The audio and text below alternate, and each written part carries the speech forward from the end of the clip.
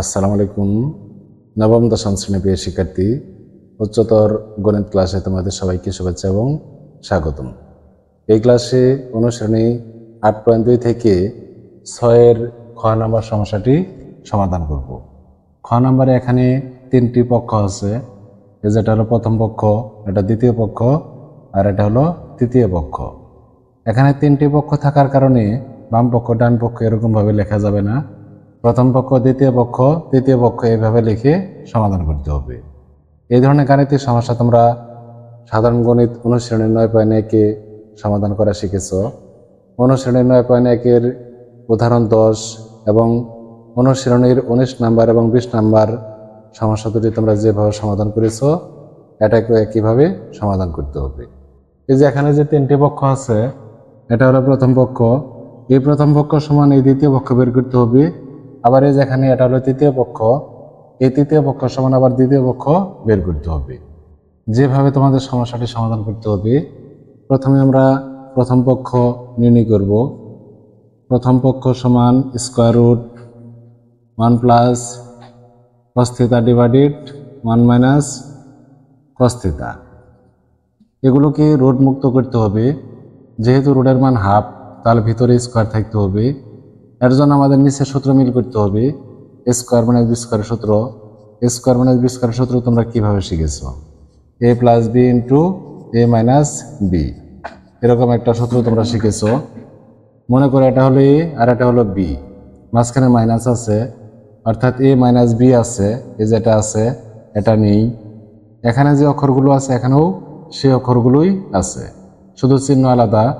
সুতরাং আমাদের এই যে এখানে নিচে যা আছে এগুলো লিখতে হবে, শুধু চিহ্ন পরিবর্তন করে লব এবং হরকে ইন্টু করতে হবে।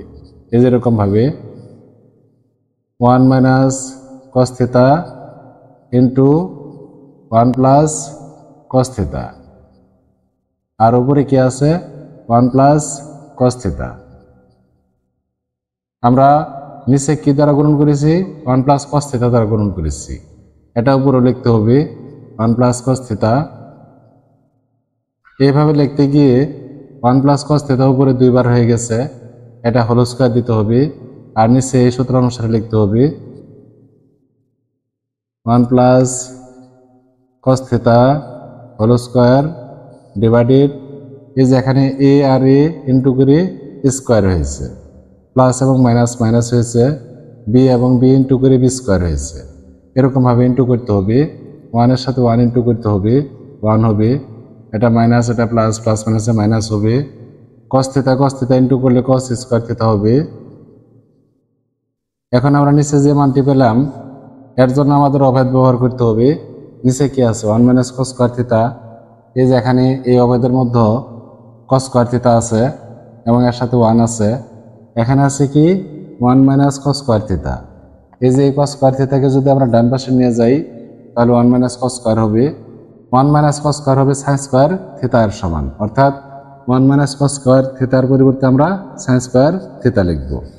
উপরে যা আছে তাই লিখতে হবে 1 plus cos theta whole square divided sin square theta. এখন এই স্কয়ারগুলো দ্বারা রুটটা কেটে যাবে, যার ফলে এরা রুট মুক্ত হবে। 1 plus cos theta divided sin theta, স্কয়ারগুলো দ্বারা রুটটা কেটে গেল। এখানে উপরে 2টি অংশ আছে, 1 একটা অংশ আর cos থিটা একটা অংশ, মাঝখানে প্লাস আছে। এই অংশ দুটিকে আলাদা করতে হবে। এই যেভাবে 1 divided sin theta plus cos theta divided sin theta.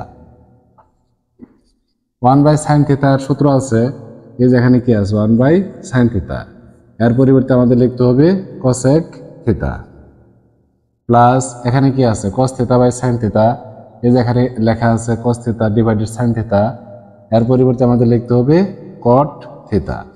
এটা মাঝখানে যে পক্ষটা আছে দ্বিতীয় পক্ষ এর মতো হয়েছে, সুতরাং এটা সমান লিখতে হবে দ্বিতীয় পক্ষ।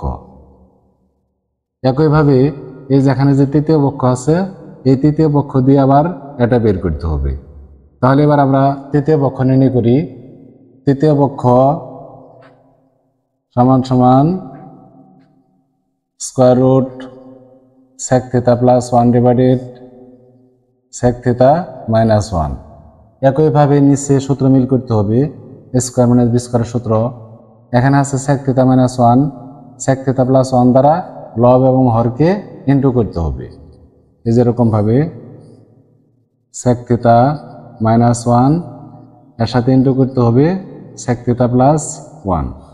আর এখানে উপরে কি আছে sec থিটা প্লাস 1 এর সাথে ইনটু করতে হবে যেটা sec থিটা প্লাস 1। আমরা লব এবং হরকে sec থিটা প্লাস 1 দ্বারা ইনটু করে নিলাম। এখন নিচে a square minus b square সূত্রের মতো করে আমরা গুণন করব। আর উপরে sec থিটা প্লাস 1 ডাবল হয়ে গেছে, এটা ডাবল লিখতে হবে। sec theta plus 1 whole square হবে, নিচে হবে sec থিটা আর sec থিটা ইনটু করলে sec স্কয়ার থিটা। এখানে মাইনাস, এখানে প্লাস, প্লাস মাইনাসে মাইনাস, 1 1 ইনটু করলে 1 হবে। এখন এই যে এখানে যে অভেদ আছে, যে অভেদের মধ্যে sec স্কয়ার থিটা আছে, এই যে এটার মধ্যে sec স্কয়ার থিটা আছে, এই যে এখানে sec স্কয়ার থিটা আছে, sec স্কয়ার থিটার সাথে কি আছে মাইনাস 1। এই sec স্কয়ার থিটার সাথে যদি আমরা 1টা এই পাশে নিয়ে আসি, 1 এর আগে মনে মনে প্লাস চিহ্ন আছে, বাম পাশে এসে মাইনাস হবে। আর এই যে এখানে যে মাইনাস tan স্কয়ার থিটা আছে, এটাকে যদি আমরা ডান পাশে নিয়ে যাই তাহলে sec স্কয়ার থিটা মাইনাস 1 সমান tan স্কয়ার থিটা হবে। তাহলে এটার পরিবর্তে আমাদের লিখতে হবে tan স্কয়ার থিটা। উপরে যা আছে তাই লিখতে হবে sec theta plus 1 whole square divided tan square theta. এখন এই স্কয়ারগুলো দ্বারা এই রুটটা কেটে যাবে, যেহেতু রুট লব এবং হর উভয়ের জন্য, লবেও স্কয়ার আছে, হরেও স্কয়ার আছে, স্কয়ার দ্বারা রুট কেটে যাবে, কেটে গিয়ে এখানে থাকবে sec theta plus 1 divided tan theta. এখন এই দুইটা অংশকে আলাদা করতে হবে, সমান সমান sec theta divided tan theta plus 1 divided tan theta. নিচে যে মানটা আছে tan থিটা, এই মানটা এর নিচেও বসবে, 1 এর নিচেও বসবে। মাঝখানে যেহেতু প্লাস আছে এই জন্য এখানে প্লাস চিহ্ন দিতে হবে। এখন এই sec থিটাকে যদি আমরা সামনে লিখি তাহলে sec থিটার স্থানে আমাদের 1 লিখতে হবে, আর নিচে আছে tan থিটা। এরকমভাবে লিখলে এটা একটা সূত্র হবে। এই যেখানে কি আছে 1/tan থিটা, এটার পরিবর্তে আমরা cot থিটা লিখতে পারবো।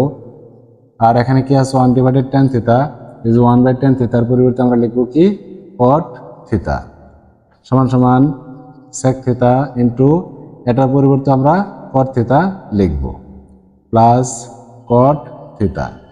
এখানে কি আছে প্লাস cot থিটা, এই যে এখানে প্লাস cot থিটা আছে, এটা ঠিক আছে। এখন এটা আমাদের মিল করতে হবে যে দুটো অংশ থেকে। sec থিটার পরিবর্তে আমাদের লিখতে হবে এই যে এখানে কি আছে sec থিটা হলো 1/cos থিটা, আর এটাকেও আমাদের ভেঙে লিখতে হবে। cot থিটার দুটি সূত্র আছে, এই যে এটা একটা, এটা একটা। আমরা যদি এটার মতো করে লিখি তাহলে 1/tan থিটা হবে, কিন্তু ওটা আমরা লিখবো না। আমরা কিন্তু এই যে এখানে 1/tan থিটার পরিবর্তে cot থিটা লিখেছি। এই যে এখানে যে cot থিটা আছে, এই cot থিটা সমান cos theta by sin theta আছে, এটা আমরা লিখবো। আমরা যদি এটা লিখি তাহলে এটা কেটে দেওয়া যাবে, এই যেরকম cos theta divided sin theta, cos theta কেটে যাবে, এখানে প্লাস cot থিটা আছে, এখানে উপরে থাকলো 1 আর নিচে হলো sin থিটা। 1/sin থিটা থাকলে কি লিখতে হবে, এই যেখানে আছে 1/sin থিটা থাকলে আমাদের cosec থিটা লিখতে হবে। cosec থিটা প্লাস এই cot থিটা লিখতে হবে। মাঝখানে যে পক্ষটি আছে দ্বিতীয় পক্ষ, এটার মতো হয়েছে, সমান সমান দ্বিতীয় পক্ষ। এখানে আমরা ক্যালকুলেশন করে কি পেলাম, প্রথম পক্ষ থেকে দ্বিতীয় পক্ষ পেয়েছি, আবার তৃতীয় পক্ষ থেকে দ্বিতীয় পক্ষ পেয়েছি। সুতরাং এই তিনটি পক্ষ সমান, এইভাবে লিখতে হবে প্রথম পক্ষ সমান দ্বিতীয় পক্ষ সমান তৃতীয় পক্ষ। প্রমাণিত, এগুলো প্রমাণ করতে বলেছে, এই জন্য প্রমাণিত লিখতে হবে। আশা করি শিক্ষার্থী বন্ধুরা সমস্যাটির সমাধান তোমরা বুঝতে পেরেছ। সবাইকে ধন্যবাদ জানিয়ে ক্লাসটি এখানে শেষ করছি।